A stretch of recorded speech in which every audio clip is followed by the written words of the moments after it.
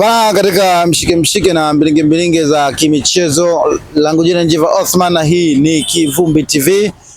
Tuko hapa maeneo ya station Kaburi Moja, kwa maana ya kwamba tuko hapa kwa ajili ya kukusogezea yale mengi yaliyo ya kimichezo. Niko na mzee Mtitu, mzee wa Simba, shabiki na mwanachama, yuko hapa hii leo. Ni muda mrefu hatujapata wasaa kuongea naye. Hii leo tukaona siku isipite hivi hivi pasina kusikia maneno ya busara kutoka kwa mzee Mtitu. Mzee Mtitu, kwanza asalamu alaykum. Wa alaykum salaam wa rahmatullahi wa barakatuh. Wema kabisa.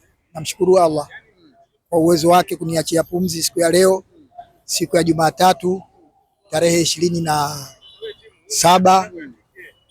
Tunaelekea kwenye uchaguzi ambayo ni tarehe 29 Jumatano.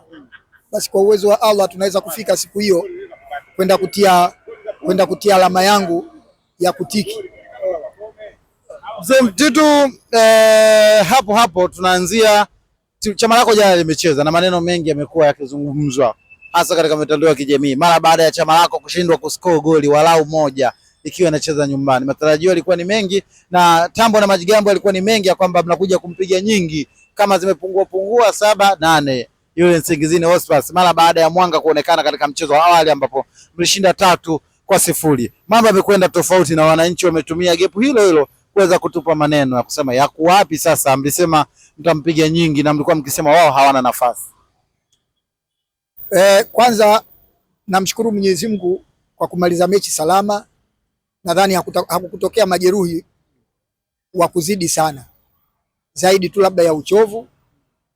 Lakini kwanza nikueleze pia, nisiwe mchoyo wa fadhila, katika klabu ya kwanza kuingia makundi ni Simba Sports Club. Katika timu za hapa zote, timu ya kwanza kuingia makundi ni Simba Sports Club.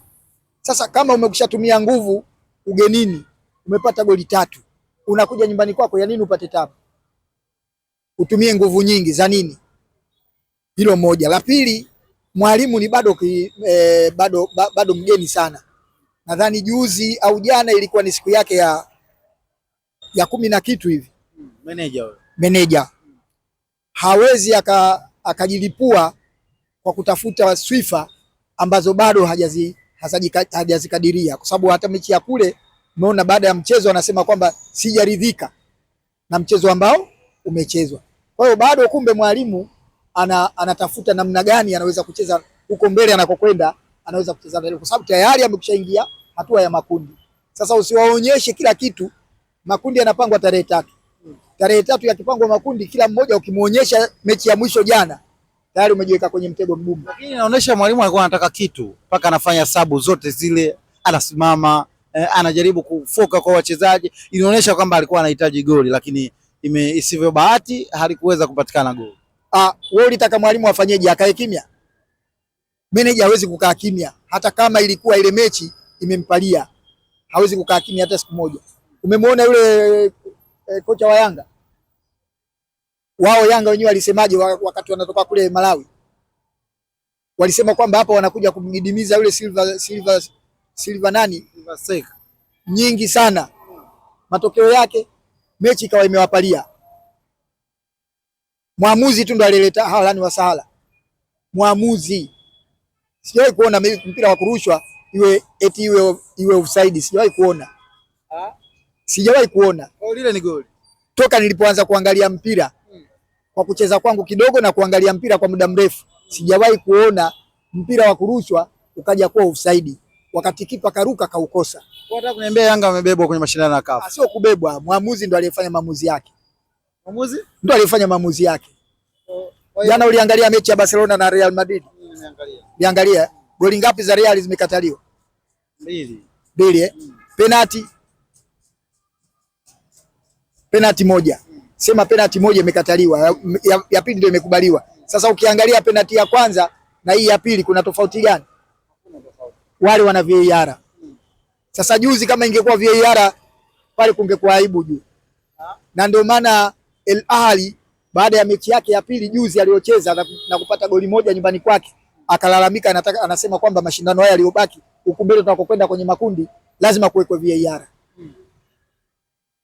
Kwa sababu mwamuzi ana nafasi ndogo sana ya kuamua tukio. Ndogo sana. Yaani ana sekunde chache sana. Performance ya mnyama umeionaje? Performance yetu ni kawaida. Performance inakwenda vizuri, wala hata sina malalamiko naye. Kwa wale mashabiki ambao wananungunika kwa mechi ya jana, tena eti wanadiriki kusema wewe unafikiri tungekosa kuwafunga kule? Hapa si tungewafunga sisi. Ala, kumbe kule tumewafunga. Sasa hapa tusingewafunga ingekuwaje? Kule tumekushapata ushindi wa kutosha. Na kama ingekuwa jana sisi tunatafuta lazima tupite. Lazima wale wangekufa. Nyingi tu lazima. Unajua kocha Pedri kwenye viunga vya Jangwani anakwenda kuongeza nini hasa katika swala la kiufundi, kwa maana technical staff, kwa maana zile mbinu ni mwalimu mwenye CV kubwa sana. Unakwambia pila Ureno limetua ndani ya Tanzania bara lingine. Labda ujio wa mwalimu huyu utakwenda kuathiri kiasi gani hususa wapinzani ninyi ambao mnashindana na Young Africa? Unataka tuzungumzie Yanga? Maana mimi huaga sipendi kuizungumzia Yanga. Lakini tu nitakupa kidogo tatizo ambalo lipo. Tatizo pale Young Africa sio kocha. Tatizo nini? Tatizo wachezaji. Wamefanyaje? Wachezaji waliopo Yanga wamesharidhika, wale waliokuwa wenyeji wote. Kwanza wana ubingwa mara 4 wa Tanzania. Halafu wamekushaingia makundi mara 3. Sio, umenielewa? Wameshacheza finali wale ya shirikisho. Wameshacheza robo finali ya ligi ya mabingwa. Kwa hiyo unakuja ukuta waliopo wale kina Jobu kina nani hawana la kupoteza sasa hivi. Yale sisi yalitukuta. Miaka 4 mfululizo Simba Sports Club yalitukuta yale ambayo wanayapitia Yanga sasa. Bahati sio mbaya walipokuja kusema kwamba wanaongeza watu. Wanatafuta watu wengine wote kalasi. Wao wafanye nini? Hata sisi Simba yale yalitukuta.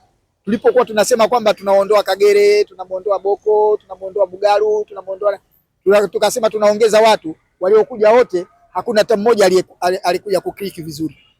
Kwa hiyo tatizo la Yanga sio kocha. Kwani hata yule Frozi anaitwa Roman Folz. Folz kwani alikuwa kocha mbaya? Si wao wenyewe ndio walijinasibu wakasema kwamba huyu kocha ana mifumo 800. Si ndio? Sasa mifumo 800 ilikuwa imeisha. Siku zote viongozi wetu hawa mpira pamoja na wasemaji wetu huwa wanajinasibu kwa kitu ambacho bado hawajakijua. Si umeelewa? Huwa wanajinasibu kwa kitu ambacho hawajakijua. Kwa mfano, jana Alikamwe anazungumza maneno yasiyofaa kabisa kwa huyu kocha ambaye amekuja wa Yanga. Ni kitu ambacho cha ajabu. Wewe kila kocha utakuwa unamsifia baada ya siku 2 alafu unasema kwamba kocha anatufelisha. Ukija kwa viongozi wakuu baadaye wanatupa maneno, wanatuambia tumechukua maamuzi magumu, kwa sababu sisi huwa hatukosei, tunafanya maamuzi hapo hapo. Ina maana ulivyokuwa unamchukua ulikuwa hujui kama huyu kocha hafai, ukakosa kuchukua maamuzi magumu ya kutuletea. Kwa hiyo tatizo la Yanga mpaka sasa hivi sio kwa kocha. Wachezaji aliwachukua kina Dumbia, kina Conte, sijui kina nani, wote hamna kitu sasa hivi. Mzee Mtitu, mimi nikushukuru kwa muda wako na wasaa wako kwa ujumla. Ni rehema Mwenyezi Mungu inashuka. Nikushukuru kwa maneno ambayo umeweza kuzungumza na watu wameweza kuelewa ipasavyo. Wanasema maneno ya mtu mzima ni dawa. Mimi nashukuru leo umepata bahati, kwa mara ya kwanza nimekuja station, nimepata bahati ya kuzungumza na wewe. Shukrani sana. Kwa hiyo asante sana.